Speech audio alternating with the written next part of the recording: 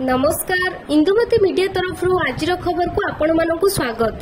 February रे असह्य ताती 33 degree छुईला 13टी सहर 16 रे माघ समाप्त बुड़ भोर 4:34 रे ठाकुर को स्नान पर बुड़ पकाइबे श्रद्धालु 2025 सुधा सबु परिवार को मिलिबो विशुद्ध पानी।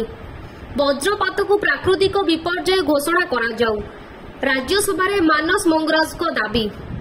प्रसिद्ध ओलाशुणी गुंफा मेला आरंभ 20,000 दर्शकों समागम।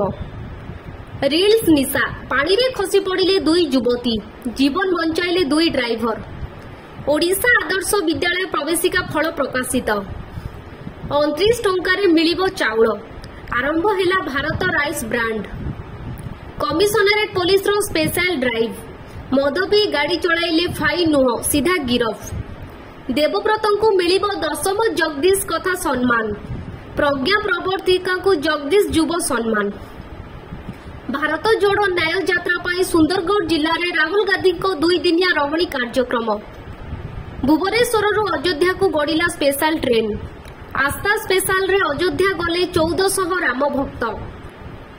मध्य प्रदेश रे हरदा स्थित बरीगाड़ रे बाण कारखाना रे भयंकर विस्फोरण पर अग्निकांड 7 मृत 60 रु अधिक आहत।